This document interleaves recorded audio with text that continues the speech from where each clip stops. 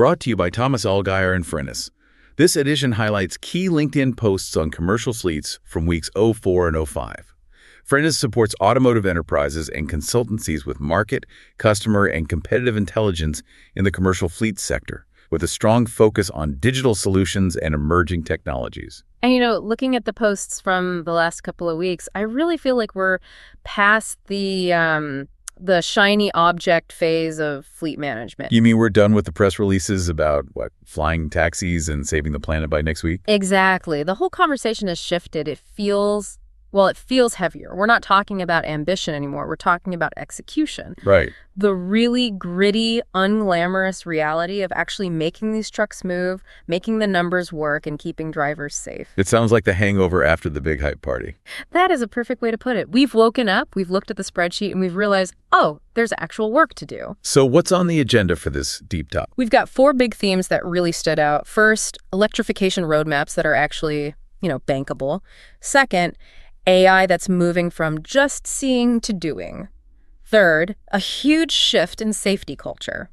And finally, how to avoid this thing called the doom loop in operations. The doom loop. Okay, that sounds dramatic. I like it. But let's start with the electrons. For so long, electrification was all about the truck itself.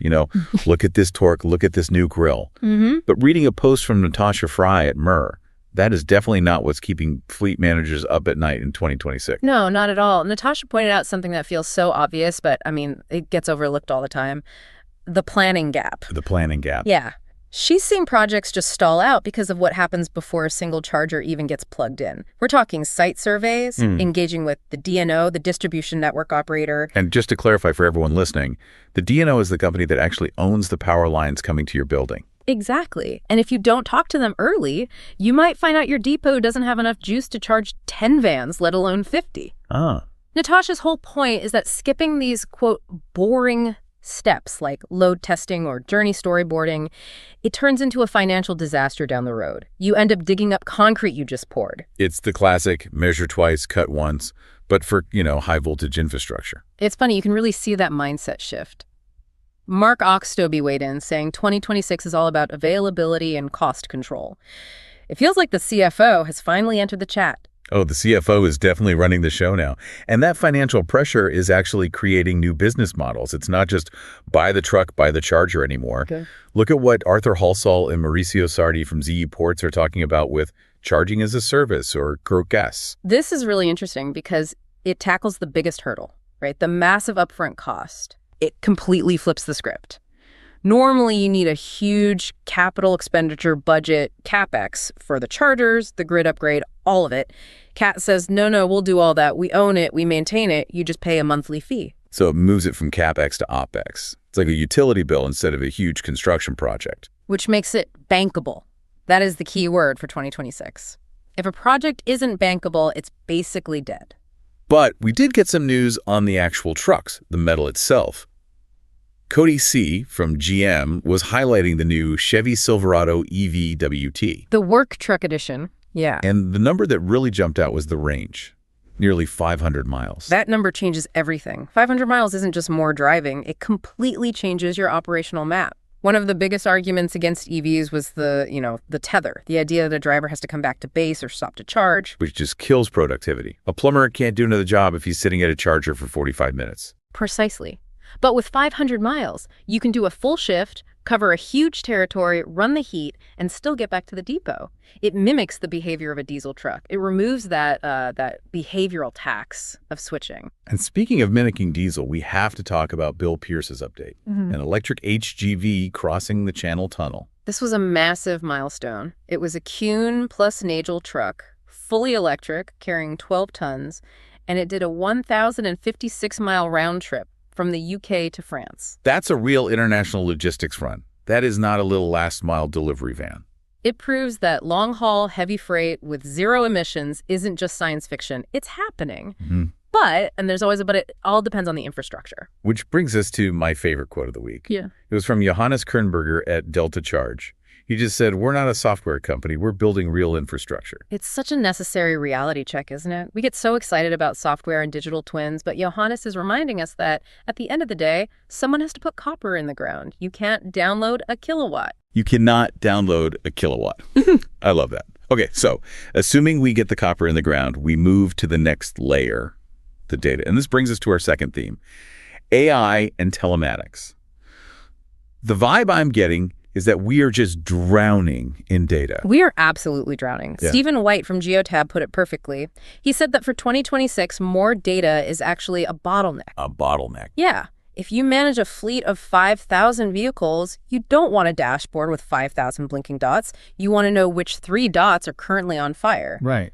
White talks about the shift from watching to acting. He calls it agentic AI. Agentic as in it has agency. The AI can actually do things. Yes. So instead of the system just popping up a check engine light that you stare at, the agentic AI identifies the fault, it checks the vehicle's route, finds the nearest service hub with the right parts, and then it schedules the appointment. So it takes the first 3 steps of the workflow completely off your plate. It's not a notification system, it's a management system.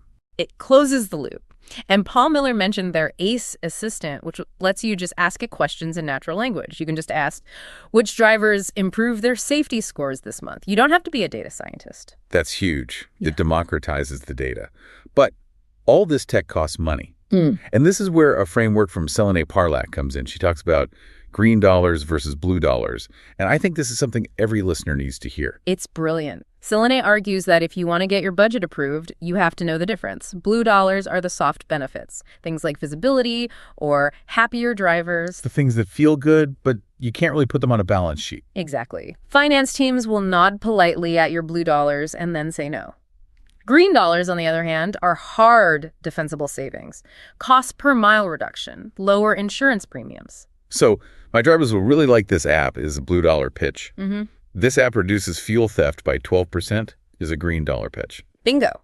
You have to translate the benefit into hard currency. And we're seeing companies do this by getting really specific. Greg Spiropoulos shared a partnership between Geotab and CDware for the ready-mix concrete industry that is just wild. This is the one where they're tracking the drum rotation, right? Yes. It's vertical integration at its finest. They're not just tracking where the truck is. They're tracking water additions, slump measurements, and the drum's rotation. So for those of us not in construction, why is the drum rotation so important? Because if that drum stops turning while it's full of wet concrete, the concrete hardens. You don't just lose the load, you lose the truck. You have to get a jackhammer. It is a catastrophic loss. Got it. Monitoring that is a massive green dollar protection. That makes so much sense. And the stakes are just as high with EVs. Justin Quessy brought up this point about production-grade telematics. Yeah, he's basically warning against using old diesel tools on new electric trucks. He says you need data at 1 hertz, one reading every single second to properly manage battery health. Because if you're only checking once a minute, you could miss something. You could miss a voltage spike or a thermal event that permanently damages the battery. And the battery is, half the value of the whole vehicle? You have to watch it like a hawk. Yeah. And the hardware is catching up too. Kevin Rayfield from Motive was talking about their AI Dashcam Plus. It actually combines the vehicle gateway and the dashcam into one unit. Which sounds like a boring little hardware spec, but anyone who runs a fleet knows that cables are the enemy. A driver kicks a cable, a connector vibrates loose, and you go dark. Combining them removes failure points. It's just smart. And that's a perfect transition to our third theme, safety and risk. Because the whole narrative around cameras is really flipped, hasn't it? It used to be Big Brother is watching. Now it feels more like the camera is your witness. That shift is profound. Melanie Hardiman from Samsara shared a story from Brandon Hire Station that just illustrates this perfectly. One of their drivers was cut off and then hit by a motorcyclist. Which is pretty much a nightmare scenario for any commercial driver. Oh, absolutely. It's he said, she said, and the big truck almost always gets the blame. But they had the footage. It showed the motorcyclist cutting across multiple lanes. The driver was exonerated on the spot. And that right there is a huge green dollar win. You avoid the lawsuit, the insurance claim, the reputation damage. The system pays for itself in that one incident. Konstantinos Lambisis calls it avoiding the 3 a.m. call. That call where a truck is in a ditch, you have no idea what happened, and you know you're about to write a very, very large check. Right. But the real goal is to avoid the crash in the first place. Jim Hill cited the Samsara Fleet Safety Report, and the numbers are just staggering. Mobile phone distraction dropped 84% in the first 6 months of using AI cameras. And 96% by 30 months. I mean, think about that. We're not just catching bad behavior, we are rewiring human behavior. The tech is getting so good. MJ Stevens from Motive was claiming their AI is 3 to 4 times more accurate than competitors at detecting this stuff. And the insurers are definitely noticing. Samantha Baxter talked about a partnership between Allianz UK and Samsara, and Matteo Carbone noted that 60% of insurers now use telematics. It's becoming table stakes. If you want a good insurance premium, you have to prove you're managing your risk. But there is a darker motivator here, too. The regulators are they're losing their patience. Samuel Elkins shared a stat from a British Columbia inspection blitz that just stopped me cold. The 56% failure rate. 56% of the commercial vehicles they pulled over were taken off the road. That's terrifying.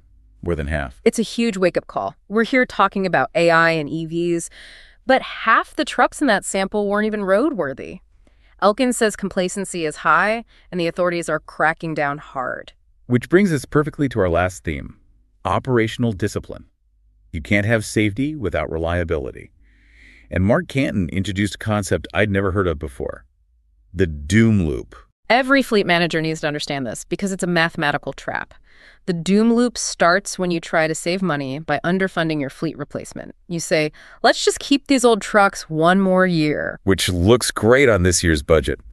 Hey boss, I saved us $1 million in CapEx. For a minute, yeah. But then, because your fleet is older, your maintenance explodes, your mechanics are overwhelmed, availability drops because trucks are always in the shop. So what do? You have to rent trucks to keep making deliveries. And rentals are expensive. Extremely expensive. So now your operating budget is completely blown on rentals and repairs, which means next year you have even less money to replace the old trucks. And you just spiral down. You're trapped. That is the doom loop. The only way out is just discipline, planned asset replacement, no matter how much it hurts up front. Kevin Jan touched on a symptom of this too, didn't he? The whole parts issue. He said downtime is usually just waiting for parts, waiting for approvals. Right. A $100,000 asset is sitting idle for 3 days because you're waiting on a $50 sensor. That inefficiency is what kills your margins. It's a different kind of waste. And Friday, Ranjan Prasad had another great term for this, digital ballast. I love this metaphor. In shipping, ballast is weight you add for stability. But digital ballast is software that just adds cognitive overhead, mental weight, without adding any real value. Like a fancy new dashboard that no one ever looks at because it's too complicated. Exactly. If a new feature doesn't give the team peace of mind or actually speed up a process, it's just dead weight. It's another thing to manage. It all comes back to the physical reality of the job. I was really struck by Mikkel Enarsik's post. He visited a water delivery fleet in Romania, and he didn't just look at the data. He went on a shift. He unloaded 192 water bottles by hand. Wow. I bet he needed a chiropractor after that. I'm sure he did. But his point was so clear. You cannot optimize a route just from a spreadsheet. You have to know that this stop has a broken elevator, or that street is impossible to make a left turn on at 8 in the morning. Facts from the field? Facts from the field. That's the core of operational discipline. The data helps, the AI helps, but you have to understand the physical reality of the job. So if we pull all this together, from the high-level infrastructure planning all the way down to unloading water bottles, what's the big takeaway from these 2 weeks? I think the message is that the industry is finally maturing. We're moving past pilot purgatory, where you just test cool things for a press release. Yeah. Now it's about scale, reliability, and cost. Whether it's an EV or an AI camera, the question is always, does this make my fleet more resilient? Does it save me green dollars? And can I actually execute this without breaking my entire operation? And if the answer to any of those is no, it's just digital ballast. It's ballast. Yeah. Throw it overboard. Before we wrap up, I just want to leave our listeners with one last thought. We talked a lot about that green dollar reality check. But think about that doom loop concept again. Ask yourself, are you saving money today that's going to cost you double or triple tomorrow? That's a question worth taking to your finance team. Absolutely. The cheapest option today is very often the most expensive one over the life cycle of the asset. If you enjoyed this episode, new episodes drop every 2 weeks. Also, check out our other editions on electrification and battery technology, future mobility and market evolution, and next-gen vehicle intelligence. Thanks for listening, and keep your fleets moving. See you next time. And don't forget to subscribe.